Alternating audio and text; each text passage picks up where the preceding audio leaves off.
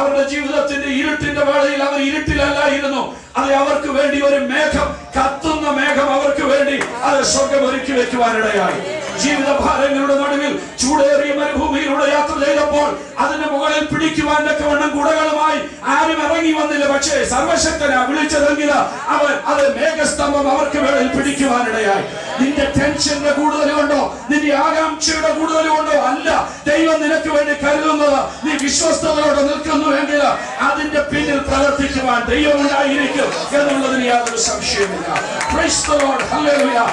ചിലരോട് ദൈവാത്മാവ് ഞാൻ വിളിച്ചു പറയട്ടെ, നിന്റെ വലിയ യഹോവയെ ഫലമേൽപ്പിക്കുക, അവനെ തന്നെ ആശ്രയിക്കുക, അവൻ അത് നിർവഹിക്കുക നിശ്ചയമാണെന്ന് ഈ വൈകവേളയിൽ നാം മനസ്സിലാക്കിയിരിക്കേണ്ടത് ആവശ്യമാണ്. Praise the Lord. Praise the Lord. Hallelujah. ജീവിതത്തിൽ അങ്ങനെ അത് മുൻപോട്ട് ഇറങ്ങിയതായിരിക്കുന്ന ഈ ജനം അവർ അമോരിയരുടെ നാട് കണ്ട് സന്തോഷിച്ചേച്ച് പോകാൻ ഇറങ്ങിയവരല്ല. അവരെ ദൈവം വിളിച്ചപ്പോൾ ദൈവം നൽകിയ ഒരു വാഗ്ദത്തമുണ്ട്. ആ വാഗ്ദത്ത നാട്ടിലേക്ക് യാത്രയാകുവാൻ തക്കവണ്ണമാണ് അത് അവർ ഇറങ്ങിത്തിരിക്കുവാൻ തക്കവണ്ണം ഇടയായത്. നിങ്ങൾക്ക് ആ ചരിത്രങ്ങൾ അറിയാവുന്നതുകൊണ്ട് ഞാൻ അതിലേക്ക് അധികം കിടക്കുന്നില്ല. എന്നാൽ പറയട്ടെ, വാഗ്ദത്തം ഒരിക്കലും മറന്നു പോകരുത്. അത് സാഹചര്യങ്ങളുടെ നടുവിൽ ഒരിക്കലും അത് പിടിച്ചു നിന്നിട്ട് മതി, ഇവിടെ കൊണ്ട് തീരാമെന്ന് പറയരുത്. സ്വർഗത്തിലെ ദൈവം ആഗ്രഹിക്കുന്നത് വിളിയുള്ളവൻ നിശ്ചയമായും വിളിക്കപ്പെട്ടിടത്തേക്ക് തന്നെ യാത്ര ചെയ്യണം എന്നുള്ള കാഴ്ചപ്പാട് നിലനിൽക്കണം. എന്നെ ദൈവം പ്രബുദ്ധമായ ദിവസങ്ങളിൽ ഓർപ്പിക്കുന്ന ഒരു വലിയ യാഥാർത്ഥ്യമുണ്ട്. അത് ഞാൻ നിങ്ങളോട് പറയാം. ദൈവം അബ്രാഹാമിനെ വിളിച്ചപ്പോൾ ദൈവം പറഞ്ഞു, നീ കനാനിലേക്ക് പോകണമെന്ന്. ചില ആളുകൾ പറയാറുണ്ട് എവിടോട്ട് പോകുന്നെന്ന് അറിയാതെ ഇറങ്ങിയത്. പക്ഷെ അങ്ങനെയല്ല. വേദപുസ്തകത്തിൽ കനാനിലോട്ട് പോകാൻ തന്നെ വിളിച്ചെന്ന് ഇഷ്ടം പോലെ വാക്യമുണ്ട്. ആകപ്പാട് ഒരിടത്ത് മാത്രമേ ഉള്ളൂ എവിടേക്ക് പോകുന്നു എന്നറിയാതെ അത് അവൻ പുറപ്പെട്ടെന്ന്. അത് കനാൻ അറിയാതെ പോയെന്നല്ല, കനാനിൽ എവിടെ കൂടാരം അടിക്കണമെന്ന് അറിയാതെ പുറപ്പെട്ടു പോയെന്നേ ഉള്ളൂ. പക്ഷെ ഇറങ്ങിയപ്പോഴേ അറിയായിരുന്നു കനാനിലോട്ടാ പോകുന്നതെന്ന്. കനാനിലോട്ടാ പോകുന്നതെന്ന് അറിയാതെ ഇറങ്ങി ആരെങ്കിലും ഉണ്ടെങ്കിൽ ഇന്ന് രാത്രി അത് തിരുത്തണം. ദൈവം നമ്മെ മരുഭൂമിക്ക് വേണ്ടി വിളിച്ചിട്ടില്ല, വഴിയിൽ നശിക്കാൻ വിളിച്ചിട്ടില്ല, ഇടയ്ക്ക് നിൽക്കാൻ വിളിച്ചിട്ടില്ല, പകുതി കൊണ്ട് തീർക്കാൻ വിളിച്ചിട്ടില്ല. ദൈവം നിന്നെ വിളിച്ചത് യാത്രയുടെ അന്ത്യം വരെ അത് യാത്ര ചെയ്യുവാൻ വേണ്ടിയാണ്. Praise the Lord. Praise the Lord. ദൈവത്തിന്റെ സന്നിധിയിൽ ആ കാഴ്ചപ്പാട് ദർശനവുമാണ് ഈ പ്രസ്ഥാനത്തോടുള്ള ബന്ധത്തിൽ പലപ്പോഴും അത് ഞാൻ ഓർക്കാറുള്ള. ദൈവത്തിന്റെ സ്തോത്രം. Praise the Lord. ദൈവത്തിന്റെ വചനപ്രകാരം നമ്മൾ ഇതിനെ പരിശോധിച്ചു നോക്കിയാൽ അവിടെ രേഖപ്പെടുത്തിയിരിക്കുന്ന ചില വസ്തുതകൾ എനിക്ക് വളരെയധികം പ്രചോദനങ്ങൾ ഈ ദിവസങ്ങളിൽ, വിശേഷാൽ 2009 അത് ജനുവരി 1-ാം തീയതി വെളുപ്പാങ്കാലത്ത് ഞാൻ ധ്യാനിച്ചുകൊണ്ടിരുന്നപ്പോൾ ഈ ചിന്തകൾക്ക് കുറെ കൂടി ആഴം കൂടുവാൻ തക്കവണ്ണം സ്വർഗത്തിലെ ദൈവം ഇടയാക്കി തീർത്തു. അത് ഞാൻ നിങ്ങളോട് പറയട്ടെ, ഇവരെ സംബന്ധിച്ചിടത്തോളം മരുഭൂമിയിൽ കൂടെ യാത്ര ചെയ്തെങ്കിൽ മാത്രമേ കനാനിൽ ചെല്ലത്തുള്ളൂ. ചിലർക്ക് കനാൻ ഇല്ലാതെ ഒരു ജമ്പ് ചെയ്യണമെന്ന താല്പര്യം. അത് അങ്ങ് അത് മരുഭൂമി ഇല്ലാതെ അത് കനാനിലോട്ട് ഒരു ചാട്ടം ചാടാൻ അത് പലർക്കും ഇഷ്ടമാണ്. ഹെലികോപ്റ്റർ പരിപാടി അത് ദൈവം തമ്പുരാൻ വെച്ചില്ല. അന്നത്തെ അത് പദ്ധതി അനുസരിച്ച് ദൈവം പറഞ്ഞത് നിങ്ങൾ ഈ മരുഭൂമിയിലൂടെ തന്നെ യാത്ര ചെയ്യണം.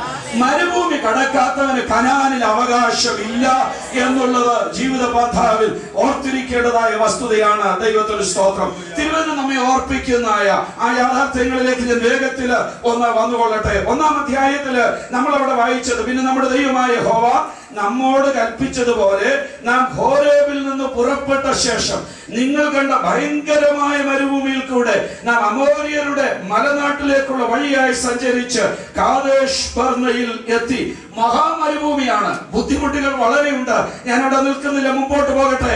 അപ്പോൾ ഞാൻ നിങ്ങളോട് നമ്മുടെ ദൈവമായ യഹോവ നമുക്ക് തരുന്ന അമോരിയരുടെ മലനാട് വരെ നിങ്ങൾ എത്തിയിരിക്കുന്നു. ഇതാ നിന്റെ ദൈവമായ യഹോവ ആ ദേശം നിന്റെ മുമ്പിൽ വെച്ചിരിക്കുന്നു. ഇംഗ്ലീഷിൽ നിങ്ങൾ വായിച്ചു കൊള്ളുക, പിന്നീട് നിങ്ങൾക്ക് മനസ്സിലാക്കുവാൻ സാധിക്കും. ഇവർക്ക് കനാനിൽ എത്തുവാനുള്ള ഏറ്റവും വലിയ പ്രചോദനം എന്ന് പറയുന്നത് ഇത് അമോരിയരുടെ ദേശം എന്നുള്ളതല്ല. അവരുടെ ഏറ്റവും വലിയ പ്രചോദനം ഇംഗ്ലീഷിൽ അവിടെ എഴുതിയിട്ടുണ്ട്, this land has been given to you by God. ഈ സ്ഥലം ദൈവം നിങ്ങൾക്ക് തന്നതാ. ഇത് അമോരിയർ പിടിച്ചു വെച്ചേക്കുന്നതേ ഉള്ളൂ, വിട്ടുകൊടുക്കേണ്ട ആവശ്യം നമുക്കില്ല.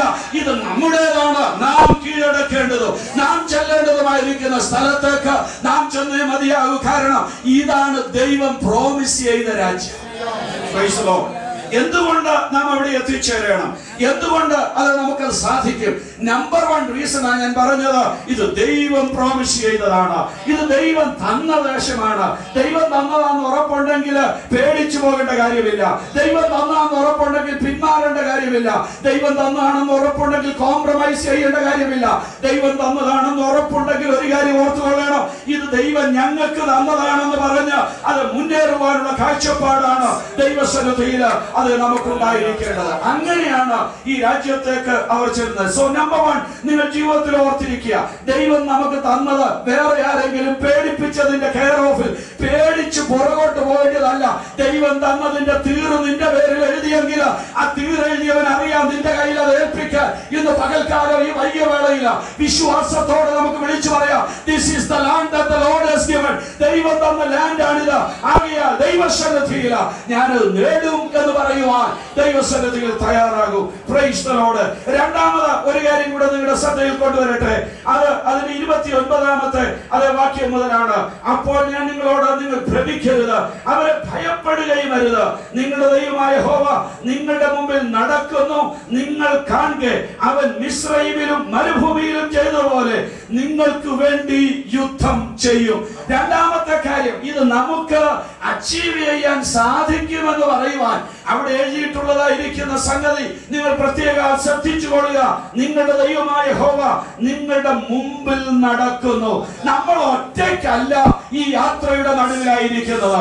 We are not alone and we are not aloof. നാം ഒരിക്കലും അത് ഒറ്റപ്പെട്ടവരായിട്ടല്ല യാത്ര ചെയ്യുന്നത്. പലയിടങ്ങളിലും അത് ഗ്രാമപ്രദേശങ്ങളില് നമ്മുടെ സഹോദരിമാര് ദൈവദാസന്മാര് കടന്നു പോകുമ്പോൾ അവർക്കുണ്ടാകുന്ന ഏറ്റവും വലിയ ഫീലിംഗ് ഒരു ദിവസം പട്ടിണി കടന്നു എന്നുള്ളതല്ല, 2 ദിവസം അവര് അത് ചാപ്പാട് കഴിച്ചില്ല എന്നുള്ളതല്ല.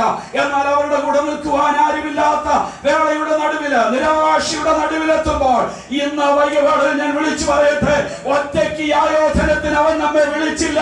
ഒറ്റയ്ക്ക് ഇറങ്ങിപ്പോകാൻ അവൻ പറഞ്ഞില്ല. അവൻ പറഞ്ഞു, ഞാൻ നിങ്ങളുടെ മുമ്പിൽ നടക്കും. He will be walking before us. അവൻ നമ്മുടെ മുമ്പിൽ നടക്കുന്നെങ്കിൽ നമുക്ക് ഏറ്റവും അധികം സൗകര്യം. കാരണം അത് വഴിയേറാന്ന് തപ്പേണ്ട ആവശ്യം നമുക്കില്ല. നമ്മുടെ വഴിയായവൻ മുൻപിലുണ്ട്. He is walking before us. എങ്ങനെയാ പോകേണ്ടത് എന്ന് ചോദിച്ചാൽ വേറെ ആരെയും നോക്കണ്ട, അവനെ മാത്രം നോക്കി നമ്മുടെ യാത്ര മുൻപോട്ട് നയിപ്പാൻ തക്കവണ്ണം ഇടയായി തീരട്ടെ. ദൈവത്തിന് സ്തോത്രം. അവൻ നമ്മുടെ മുൻപിൽ നടക്കുവാൻ തക്കവണ്ണം ഇടയായി തീരും. ഞാൻ ഈ കഴിഞ്ഞ ഒരു ദിവസം ഒരു പുസ്തകം വായിച്ചു കൊണ്ടിരിക്കുമ്പോൾ അതിനകത്ത് കോങ്കോയിൽ ആർക്കിയോളജിസ്റ്റ് കടന്നു വന്ന ഭൂഗർഭ ഗവേഷക ശാസ്ത്രജ്ഞന്മാര് കടന്നു എന്നിട്ട് അവരവിടെ പര്യടനത്തിന് ഫോറസ്റ്റിലേക്ക് പോകുന്ന ഒരു ചരിത്രം അതിനകത്ത് രേഖപ്പെടുത്തിയിട്ടുണ്ട്. കോങ്കോ എന്ന് പറയുന്ന ആ രാജ്യത്തിന്റെ വനപ്രദേശം എല്ലാ വിധത്തിലും നിഷ്ഠൂര ജീവികളാലും അതുപോലെ തന്നെ വലിയ പ്രതിസന്ധികളാലും നിറഞ്ഞിരുന്ന സ്ഥലമായിരുന്നു. ബ്രിട്ടീഷുകാരായിരിക്കുന്ന ആർക്കിയോളജിസ്റ്റ്, അമേരിക്കൻസ് ആയിരിക്കുന്ന ആർക്കിയോളജിസ്റ്റ് ഉള്ള ഒരു സംഘം അവിടേക്ക് കടന്നു എന്നിട്ട് എന്ത് ചെയ്യുമെന്നറിയാതെ വിഷമിച്ചു നിൽക്കുമ്പോൾ ആ നാട്ടുകാരനും ഫോറസ്റ്റ് ഡ്വല്ലറുമായ അല്ലെങ്കിൽ കാട്ടിൽ താമസിക്കുന്ന ഒരു മനുഷ്യനെ സഹായത്തിന് വേണ്ടി വിളിച്ചു. അദ്ദേഹത്തിന് ആ ഫോറസ്റ്റ് അറിയാവുന്നയാളാണ്. അദ്ദേഹത്തിന് അവിടെ വല്ലതും പരിചയമുള്ളതാണ്. അവസാനം ദ്വിഭാഷി മുഖാന്തരമായി അദ്ദേഹത്തോട് സംസാരിച്ചിട്ട് പറഞ്ഞു, ഇവരെ ലീഡ് ചെയ്യണം, ഇന്ന സ്ഥലത്തേക്ക് ലീഡ് ചെയ്യണം എന്ന് പറഞ്ഞ് അയക്കുമ്പോൾ ഈ ബ്രിട്ടീഷുകാർക്ക് ഭയങ്കര വിഷമം, ഈ അമേരിക്കക്കാർക്ക് ഭയങ്കര വിഷമം. ഞങ്ങളുടെ അത്ര എഡ്യൂക്കേഷൻ ഇവർക്കില്ല, ഞങ്ങളുടെ അത്ര സംസ്കാരം ഇവർക്കില്ല, ഞങ്ങളെ പോലെ അത് ഭൂമിശാസ്ത്രപരമായ പരിജ്ഞാനമില്ല. ഈ മനുഷ്യനാണോ ഞങ്ങളെ നയിക്കാൻ പോകുന്നത്? അതുകൊണ്ട് ആ മനുഷ്യന്റെ പുറകെ കുറച്ച് യാത്ര ചെയ്തേച്ച് അവരൊന്ന് നിൽക്കും, തിരിഞ്ഞു നോക്കും, അത് ഇതാണോ വഴി, ഈ മനുഷ്യൻ നയിക്കുന്നത് ശരിയാണോ, ഈ മനുഷ്യൻ നയിക്കുന്നത് ശരിയാണോ, ഇംഗ്ലീഷ് പറയാൻ ശരിക്കറിയില്ല. അവിടെയും ഇവിടെയും പണ്ട് അത് ഇംഗ്ലീഷ് അറിയാത്ത കാലത്ത് നമ്മൾ പറഞ്ഞ പോലെ 3-4 വാക്കുകളൊക്കെ കൂട്ടിച്ചേർക്കുന്ന അത് ഒരു മനുഷ്യനായിരുന്നു ഈ മനുഷ്യൻ. കുറെ നേരം മുമ്പോട്ട് പോയി കഴിഞ്ഞപ്പോൾ ഇവർ കാലപ്പാട് പേടി. വനത്തിന്റെ നടുക്കെത്തിയപ്പോൾ ഇവരെല്ലാവരും കൂടെ അവിടെ നിന്ന് ഈ മനുഷ്യനോട് ചോദിച്ചു, നിങ്ങൾക്ക് വാസ്തവത്തിൽ വഴിയറിയാമോ? ഞങ്ങൾക്ക് നിങ്ങളുടെ പുറകെ വരുവാൻ പേടി തോന്നുന്നു എന്ന് പറഞ്ഞപ്പോൾ ആ മനുഷ്യൻ ഇംഗ്ലീഷ് അറിയത്തില്ലെങ്കിലും അയാൾ ഇങ്ങനെ വിളിച്ചു പറഞ്ഞു, വേ ഐ വേ ഐ, അത്രേ പറയാൻ അറിയത്തുള്ളൂ. എനിക്ക് വഴിയറിയാമെന്നാ പുള്ളി പറഞ്ഞത്. പക്ഷെ പുള്ളി പറഞ്ഞത് ഞാനാ വഴി എന്ന് വിളിച്ചു പറയുവാനൊക്കെ വേണം ഇടയായി തീർന്നു.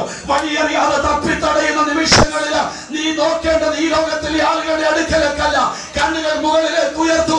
നിനക്ക് വഴികാട്ടിയായവൻ മാത്രമല്ല, വഴിയായവനും നിന്റെ മുമ്പിൽ നിൽക്കുന്നുവെങ്കിൽ നിനക്ക് പിടിച്ചടക്കുവാനുള്ളതിനെ പിടിച്ചടക്കുവാൻ ആവശ്യമായിരിക്കുന്ന വഴി പറഞ്ഞു തരുവാൻ അവന് കഴിയും. Praise the Lord. Praise the Lord. കഴിഞ്ഞ ആഴ്ച ഞാൻ വയനാട്ടിൽ അതൊരു ശുശ്രൂഷയ്ക്ക് വേണ്ടി കടന്നു വന്നു. വഴിയിൽ ഇങ്ങോട്ട് വന്നപ്പോൾ ഇദ്ദേഹത്തെ കൽപ്പറ്റ ഞാൻ ബസ്സിൽ കയറുമ്പോൾ അദ്ദേഹം അതിനകത്തുണ്ട്. ഞങ്ങൾ തമ്മിൽ അങ്ങനെയാ കണ്ടത്. അപ്പൊ